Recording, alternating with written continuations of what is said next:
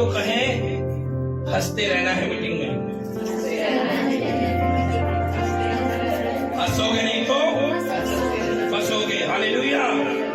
परमेश्वर का वचन कहता है कि प्रभु की हजूरी में क्या है, क्या है? आनंद की भरपूरी है। और जब परमेश्वर की हजूरी में आनंद है तो आप सबको क्या करना है? हंसते रहना है। हालेलुया। पिछले हफ्ते क्या वचन था?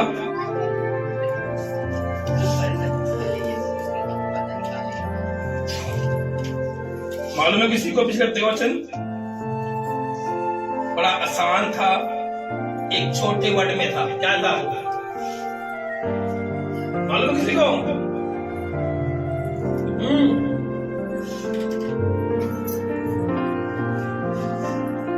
लाइफ के विषय में, जीवन के विषय में, ये नहीं बोलना। लाइफ के विषय में, जीवन के विषय में हमें कैसे अपने आप को बचा कर रखने की आवश्यकता है। आज हम सीखेंगे परमेश्वर के वादे, परमेश्वर का प्रॉमिस, परमेश्वर का अनुग्रह हमारे जीवन में कैसे काम कर सकता है। हालेलुया। परमेश्वर के वादे के बारे में हम जानेंगे। परमेश्वर का वादा, परमेश्वर ने जो प्रॉमिस, जो वादा आपसे कहा है। पहले उसने कहा मैं तुझे अनाथ ना छोड़ूंगा। हालेलुया। आपका परिवार आपको छोड़ दे, आपके नात विस्तार आपको त्याग दे, लेकिन एक चीज बात को ध्यान रखना हमेशा कि परमेश्वर ने प्रॉमिस क्या कहा है, मैं तुझे अनाथ ना छोड़ूंगा। हालेलुया। जिस दिन अपने आप को आप परमेश्वर के लिए भाता हुआ बलिदान करेंगे, उस दिन परमेश्वर का ग्रेस आप पर उतर कर आपको कहेगा मैं तुझे अनाथ ना छोड़ूंगा। हालेलुया। मैं तुझे अनाथ ना छोड़ूंगा। ये किसका प्रॉमिस है? किसी संसार के व्यक्ति का नहीं, ये जिंदा खुदा का, जिंदा बादशाह परमेश्वर का ये प्रॉमिस आपके लिए है। मैं तुझे अनाथ नहीं छोड़ूंगा। और एक जगह पर वो कहता है जन्म देने वाली माता तुझे भूल जाए, संसार में जन्म जो लाया पिता वो तुझे भूल जाए, लेकिन मैं तुझे कभी ना छोड़ूंगा और त्यागूंगा। हालेलुया। आप परमेश्वर को भूल जाएं, आप परमेश्वर को छोड़ दें, लेकिन परमेश्वर का प्रॉमिस जो है वो कभी बदलता नहीं, वो कभी टलता नहीं। हालेलुया। सबके चेहरे में स्माइल हो, ऐसे कहें परमेश्वर तुझे कभी ना छोड़ेगा, हंसते हुए कहीं दूसरे को परमेश्वर कभी ना छोड़ेगा। हालेलुया। हंसते हुए एक दूसरे के साथ कहते रहे। हालेलुया। परमेश्वर आपको कभी ना छोड़ेगा और ना कभी त्यागेगा। उसके वादे पर आज को भरोसा रखने की आवश्यकता। हालेलुया। जब आपका भरोसा परमेश्वर पे अटल रहेगा, आपका भरोसा विश्वास में मजबूत रहेगा, तो परमेश्वर भी आपके लिए स्वर्ग को छोड़कर धरती पर उतरना उसको पड़ेगा। हालेलुया। हालेलुया। हालेलुया। जब पढ़े निर्गमन 23 उसकी 25 में क्या कहा है? हंसते हुए, सबके चेहरे दिखते थे मुझे हंसते हुए, स्माइल होते हैं चेहरे पर। हमने कल एक बात सीखा ये बात, हर समय हंसते रहो। हालेलुया। हाँ 23 का 25। तू अपने परमेश्वर यहोवा की उपासना करना, तू अपने परमेश्वर यहोवा की उपासना करना, तब वह तेरे अन्न जल पर, तब वो तेरे अन्न जल पर आशीष देगा। आज सभी लोग काम करते हैं, सब लोग नौकरी करते हैं अपने खाने के लिए, अपने परिवार को पालने के लिए। जिस किसी को ना मिला प्लीज मेरे देखें। यस, बाद में आप फेसबुक पे जाकर, यूट्यूब पे जाकर चेक कर सकते हैं। सामने देखे, देखिए निर्गमन 23 उसकी 25 में लिखा हुआ है, तू अपने परमेश्वर की उपासना करना, तब वो तेरे क्या करेगा? जल अंजल पर आशीष देगा। आज सभी लोग क्या कर रहे हैं? नौकरी कर रहे हैं, किस लिए? खाने पीने के लिए, मकान को बनाने के लिए, ये नहीं। लेकिन बाइबल क्या कह रही है? तू अपने परमेश्वर की उपासना करना, तब वो तेरे में क्या करेगा? तेरे खाने पीने पर, तेरे परिवार पर क्या करेगा? आशीष देगा। बाइबल ये नहीं करेगी मत काम कर, काम कर, सब कुछ कर, लेकिन परमेश्वर की महिमा को क्या दे? आदर दे, प्रथम स्थान रख उसको। तब वो क्या करेगा? तेरे अन्न जल पर आशीष देगा। तेरे घर में कभी भी कोई कमी नहीं होगी, तेरे रसोई भंडार में कोई कमी नहीं होगी। और तब प्रतिज्ञा पूरी होगी। क्या? जो बाइबल में 8000 प्रतिज्ञा है, तू जाति जाति के लोगों को उधार देगा, परंतु किसी से ना लेगा। हालेलुया! ये प्रतिज्ञा परमेश्वर स्वर्ग से खोलकर आपके जीवन में उतारेगा, क्योंकि आपने उसकी उपासना की है। आप देखते हैं पुराने नियम के समय में जब अब्राहम परमेश्वर की उपासना करता था, नूह परमेश्वर की उपासना करता था, और क्या नाम है, हिजकिय्याह परमेश्वर की उपासना करता था, तो उन दिनों में उनके जीवन में कोई कमी घटी थी? नहीं थी। यहाँ तक कि एलिया भी हमारी तरह मनुष्य था, सुख दुख भोगी था, लेकिन उसने परमेश्वर की उपासना की और उसके कहने से क्या हो गया? अकाल पड़ गया।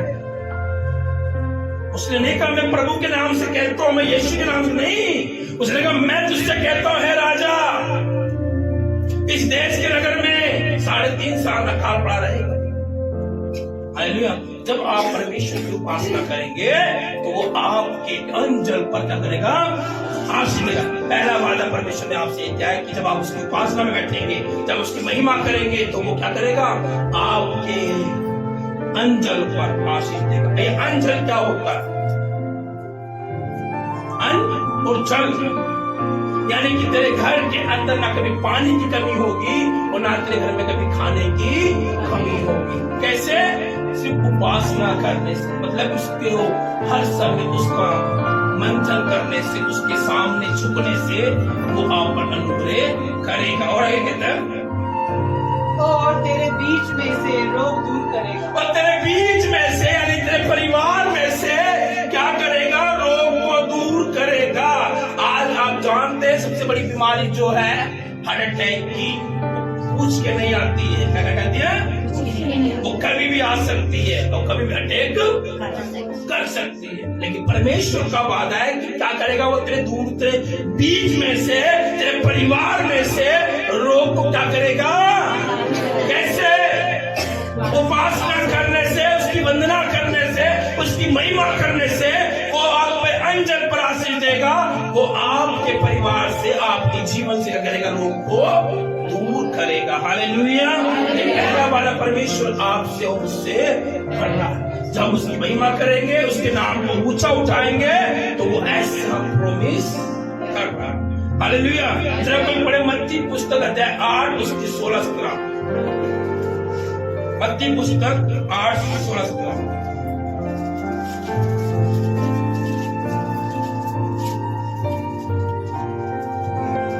जब संध्या हुई तब वे उसके पास बहुत से लोग को लाया जिनमें दुष्ट आत्माएं थी।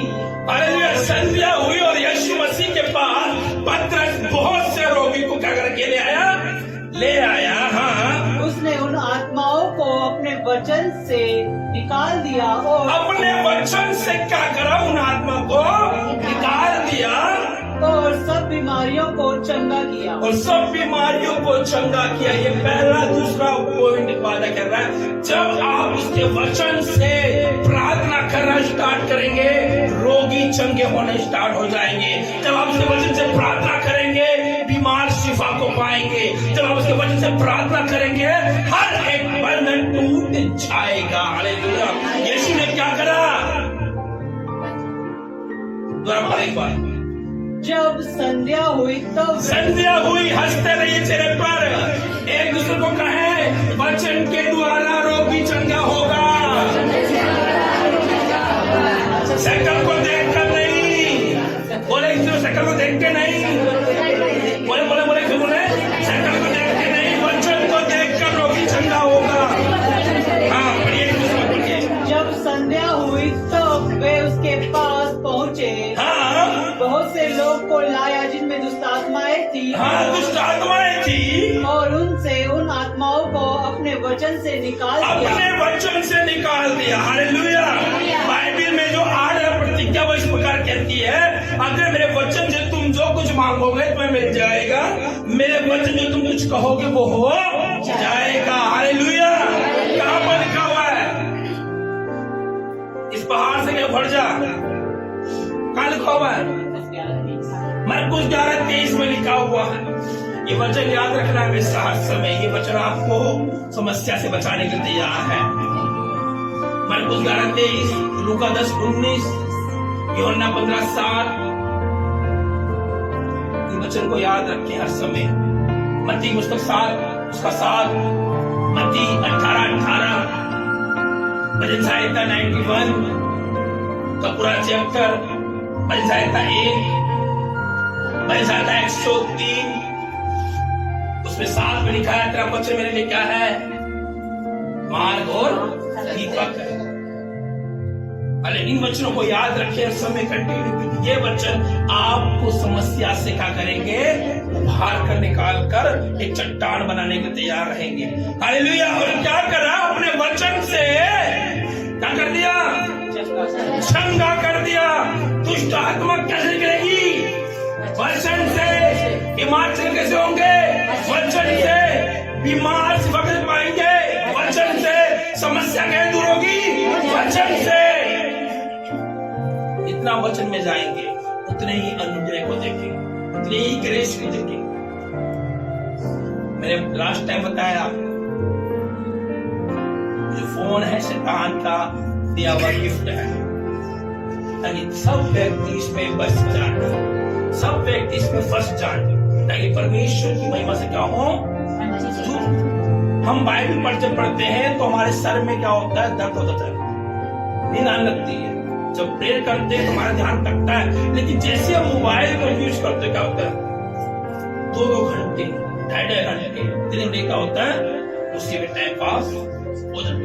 लेकिन जब बाइबल का बारे तो क्या होता है? सर दर्द हो रही, नींद आ रही, क्योंकि शैतान नहीं चाहता कि आप सत्य को जाने, तो सत्य आपको आजाद करेगी। बाइबल इस प्रकार कहती है कि प्रभु यीशु मसीह सत्य है और उसको जानना अवश्य है। शैतान यीशु को जानता है, पतरस को भी जानता है, लेकिन वो आपको नहीं जानता आप कौन है। कहां पर बात कही है? मैं पौलुस को भी जानती हूं। तू कौन है? हालेलुया। देखा बाइबल में ये बेचैनी काम में जब एक पापी वाली आत्मा आती है तो उसको कहते हैं। उसी प्रकार जब आपके अंदर परमेश्वर का वचन होगा तब आप कुछ कर सकते। तो वचन होना, एक दूसरे का वचन होना जरूरी है। हिला कर वचन होना जरूरी है।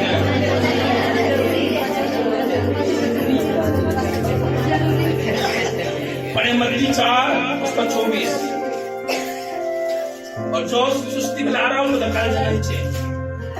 तो सारे सीरिया के देश में उसका यश फैल गया और लोग सब बीमारों को, जो नाना प्रकार की बीमारियों और दुखों में जकड़े हुए थे और जिनमें दुष्ट आत्माएं थी, वह मिर्गी वालों को, लकवे के रोगी को उसके पास लाए और उनसे उसे चंगा किया। उसका वादा है, उसका प्रॉमिस है कि आप अपने नगर में फैल जाएं। क्या हो जाए?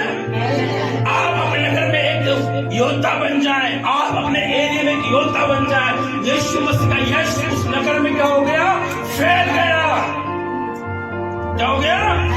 प्रभु आपको भी चाहता है कि आप भी अपने नगर का, आपके नगर में आपके नाम का प्रचार हो जाए। अरे फला व्यक्ति घर पे गए, उसने हमारी प्रार्थना की और चंगे हो गए। अरे उसने हम पर हाथ रखा, मिर्गी चली गई। उसने प्रार्थना किया, मेरे घर में लकवे का रोगी था, वो चंगा हो गया। क्या होगा? आपका यश फैल जाएगा उस नगर में। यीशु का वादा है कि वो आपको पूछ नहीं, वो आपको सर बनाना चाहता है। हालेलुया। अब तक आप पूछ बने हुए हैं। क्या बने हुए हैं? पूछ क्या करती है? जगह को साफ में बैठती है बस, लेकिन सिर करता है। सर का होता है ऊपर उठाता है। हालेलुया। हालेलुया। यही सर आपको ऊंचा कर सकता है, ये सर आपको ऊंचा कर सकता है। आप जानते हैं यीशु मसीह का यश उस नगर में पूरा फैल गया। लोग बीमारों को ला कर यीशु पे लाकर फेंक देते थे और यीशु मसीह को चंगा कर देते थे। लकवे के रोग चंगे हो जाते थे। प्रभु चाहता है, इसका वादा है कि तेरा भी यश पूरे नगर में फैल जाए। एक दूसरे को कहें आज तेरा यश फैल जाए, तेरा नाम फैल जाए।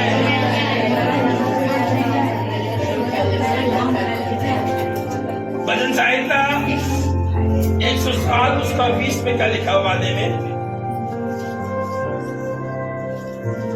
आज सिर्फ मैं आपको बता रहा हूं उसके वादे के बारे में, उसका फायदा क्या है। वह अपने वचन के द्वारा उनको चंगा करता और जिस गहरे में वे पड़े हैं उससे निकालता है। जो गड्ढे में वो पड़े हुए हैं उसको क्या करता है? वो अपने वचन को क्या करता है? पढ़े तुम्हारे को। वह अपने वचन के द्वारा वो अपने वचन के द्वारा उनको चंगा करता उन्हें चंगा करता है। एक फॉर एग्जाम्पल ले लीजिए, सडनली आपके घर के अंदर कोई व्यक्ति बीमार हो गया है और आप क्या करेंगे उस समय? अगर आपके घर में दवाई होगी तो पहले आपसे कौन देंगे? पैरासिटामोल। सही होता है? अगर आपके घर में कोई व्यक्ति बीमार है अचानक, तो आप क्या करेंगे? आपके मेडिसिन भी है, बुखार की है, खांसी की है, जुकाम की है, सब चीज की, लेकिन आप उसको बुखार हो रहा है तो आप कौन न देंगे उसको? बुखार की है। अदरवाइज आपके घर में दवाई नहीं है, फिर कौन सी दवाई देंगे उसको? Yes,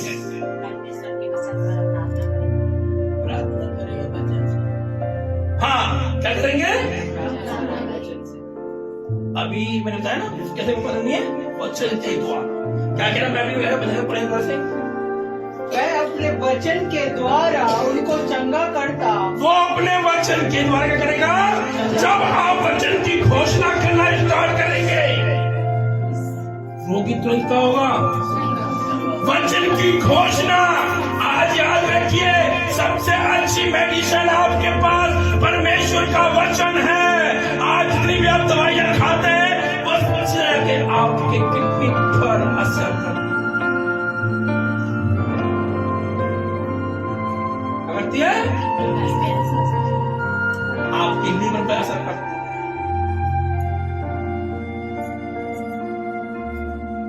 hallelujah. हमें जुकाम होता है, दवाई खा लेते हैं, हम ये होता है जो खाते हैं, लेकिन जब बारी आती है उसको नहीं पोषण करती। जबकि सबसे अच्छी मेडिसिन ये है कि लगातार कंटिन्यू वचन की घोषणा स्टार्ट करें। भजन संहिता 91 पढ़े, मरकुस 11:23 पढ़े, लूका 10:19 पढ़े,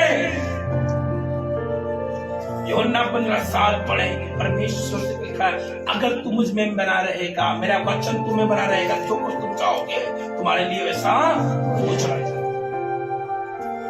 इसलिए क्या करें? वो अपने वचन को देता है, वो अपने वचन के द्वारा उनको चंगा करता। वो अपने वचन के द्वारा रोगी को चंगा करता है। जिस गड्ढे में वे पड़े हैं, और जिस गड्ढे में पड़े हैं, जिस गड्ढे में पड़े हैं, उससे निकालता, उससे निकालता है। कई बार हम सोचते हैं कि मैं इस गड्ढे से बाहर कैसे आऊं, लेकिन जब परमेश्वर का वचन बोलना स्टार्ट करेंगे,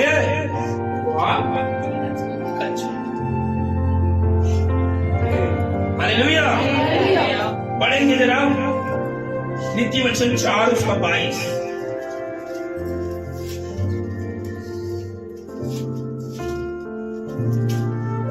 ये चीज ध्यान रखना, वादों को लिखे, वादे परमेश्वर के आपको याद दिलाएंगे उस समय, क्योंकि जिनको वे प्राप्त होती है वे उनके जीवित रहने का और उनके सारे शरीर के चंगे रहने का कारण होती है। जिस किसी को वचन प्राप्त होता है वो क्या होगा? जीवित रहेगा और उसके शरीर के चंगे रहने का चंगे का कारण। जिस किसी के अंदर वचन होगा क्या होगा? जीवित रहेगा, चंगा रहेगा। आजान थे स्वर्ग के लिए, बोल लगी पड़ी ये जाने के लिए। क्या सब लोग जा रहे हैं स्वर्ग में? अभी लास्ट टाइम में एक पास्टर थे, मोहन पास्टर थे, नाम बड़े अच्छे पास्टर थे। हम उनसे मिलते थे, दूसरे हंस के लोगों से करते थे बात। लेकिन अचानक संडे सर्विस कर घर गए, उल्टी हुई, और उल्टी के दौरान 3 हॉस्पिटल में गए ऑक्सीजन के लिए, लेकिन ऑक्सीजन नहीं मिलने के कारण वो क्या हुए? प्रभु में सो गए। हो गए?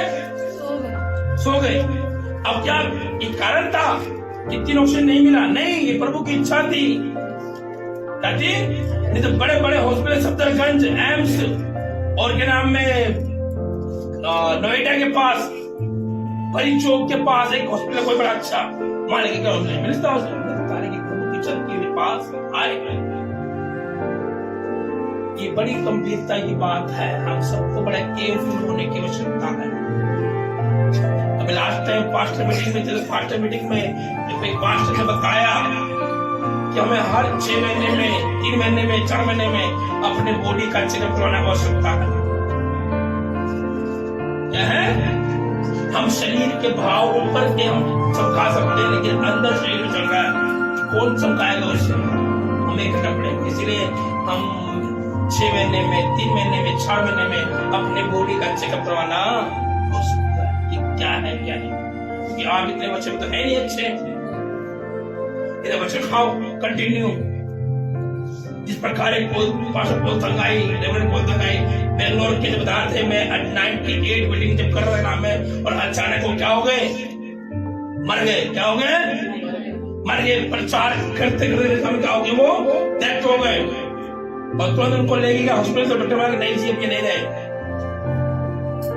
उनकी कलेशिया प्रार्थना करते कि उससे पहले वो जो पास्टर है वो बच्चे ने पूरा भरा हुआ था। उन्होंने परमेश्वर से मांगा, प्रभु मैंने आज तक मुर्दे को जिलाया, सब कुछ किया, लेकिन मैं वो चाहता हूँ कि मैं देखने पाऊं कि तेरा जगह कहाँ पर है। इसे परमेश्वर ने पूरा जगह स्वर्ग का पूरा घुमा कर वापस उनको इसीलिए कहने वाला भी है कि परमेश्वर का वचन हमारे अंदर होना जरूरी है। आप प्रार्थना करते हैं, मैटर नहीं करता, लेकिन वचन मैटर करता है। कितना आपके अंदर वचन है। हालेलुया। अगर एक गिलास को आप पूरा भर देंगे तो पानी गिरेगा। क्या होगा? गिरेगा। उसी प्रकार अगर आपकी जीवन वचन होगा तो वचन ही बहेगा। हालेलुया। अगर इस गिलास में पानी नहीं बहेगा। अगर इस जीवन वचन नहीं है तो जीवन वचन नहीं बहेगा। लेकिन अगर वचन भरा होगा क्या होगा? वचन ही बहेगा। प्रेम करना सिखाता है, वो दया करना सिखाता है। आज आवश्यकता है, अगर हम चाहते हैं प्रभु में बढ़ना, हम चाहते प्रभु की महिमा करना, तो हमारे अंदर वचन होना बहुत जरूरी है। जैसे पढ़ेंगे निर्गमन 15:26।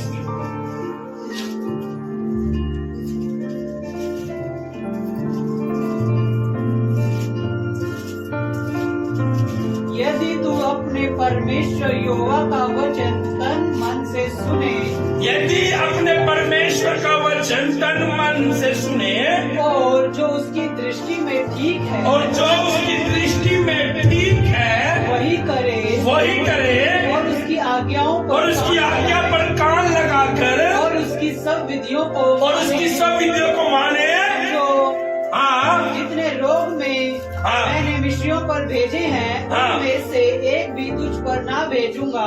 हालेलुया। जितने रोग मैंने मिस्रियों भेजे हैं उनमें से एक रोग भी तेरे पे ना पड़ेगा, क्योंकि मैं तुम्हारा चंगा करने वाला यहोवा, क्योंकि मैं तेरा चंगा करने वाला परमेश्वर यहोवा। हालेलुया। अरे विश्व में देखे थे आपने कितने रोग थे, कितनी विपत्तियां थी, लेकिन परमेश्वर कह रहा है अगर तू मेरा वचन को तन मन से सुनेगा, उस पे कान लगाएगा तो क्या होगा? जो मिस्र पे विपत्तियां गई, समस्या गई, वो तुझ पर ना पड़ेगी। जरा हिला दो लोगों को जो सो रहे हैं। Hallelujah, hallelujah. हंसना मना नहीं, हंसना है कंटिन्यू, जो हंसेगा नहीं वो। हालेलुया। इसे प्रभु मैं चंगा हूँ, तेरे वचन से मैं क्या हूँ? प्रभु मैं तेरे वचन से क्या हूँ? चंगा हूँ, चंगी हूँ। हाँ, ये वचन पढ़ेंगे मरकुस 11 की 2।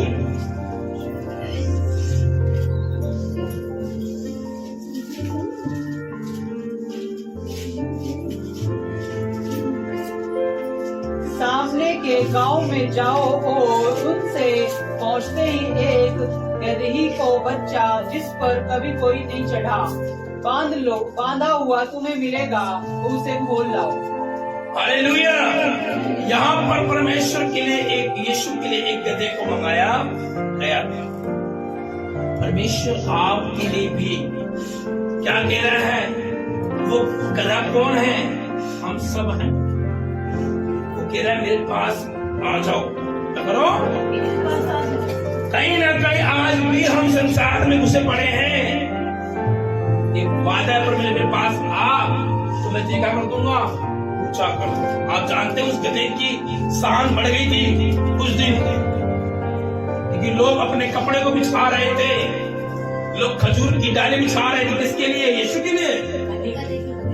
कुछ पर उसपे कुछ लगा उसपे कथा। ऐसे लोग गधे को मारते हैं, लेकिन उस दिन उस गधे की बहुत लोगों ने इज्जत की। प्रभु भी कह रहा है जिन दिन मैं तुझे बैठ जाऊंगा लोग तेरी इज्जत करना स्टार्ट कर देते। कई बार वो हमारे पे बैठता है तो रहता है कि हम उतार देते हैं। आप लोगों ने देखा हो लास्ट टाइम एक गाड़ी में फिल्म देखी थी, शायद अपने रिकॉर्डिंग में देखी थी, कई जगह वो एक्ट हुआ है। एक लड़का गाड़ी मांगता प्रभु से, प्रभु मुझे गाड़ी मिल जाए, मुझे गाड़ी मिल जाए, मुझे गाड़ी, और उसे गाड़ी मिल जाती है। जब वो गाड़ी खोलता है तो यीशु मसीह गाड़ी में बैठे होते हैं आगे वाली सीट पर, लेकिन रास्ते में एक दोस्त मिलता है, पैसे मिलता है, हे प्रभु तू पीछे बैठ जा, क्या हो जा पीछे बैठ जा, मैं दोस्त बैठेगा आगे।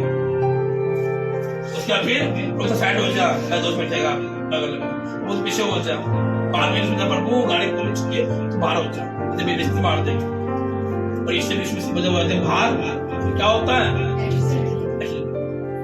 कहीं ना कहीं हमारी जिंदगी ऐसे ही है। जब हम स्टार्टिंग में आते हैं बहुत यीशु मसीह हमारे पास चुका होता है।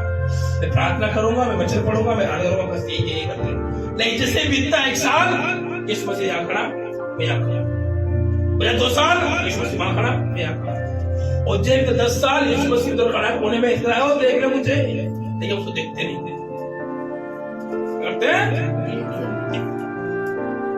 और फिर समस्या का सामना में हालेलुया, यीशु मसीह देख रहा है, देख ले मुझे, देख ले मुझे। आज से जब प्रार्थना करना स्टार्ट करो तो महसूस करो कि मेरा प्रभु मेरे साथ बैठा हुआ है। जब तक आप महसूस नहीं करेंगे, जब आप चलते क्या होता है? आप महसूस करते नहीं करते हैं? मैं चल गया। जब आपके पैर में दर्द होता है, हाँ करते महसूस। अगर आपको शरीर सुन कर दिया जाए और आपका हाथ काट दूं, पैर काट दूं, होगा महसूस, होगा महसूस, क्योंकि आप क्या हो गया है? सुन हो चुका है। तो यीशु मसीह कहाँ महसूस होगा? इसीलिए जब आप प्रार्थना करें समझें यीशु मसीह मेरे बगल में बैठा हुआ है, मेरी प्रार्थना को सुन रहा है। तो पवित्र कान को खोले ताकि वो कुछ बोले, अरे अपने कान खोले वो बोले।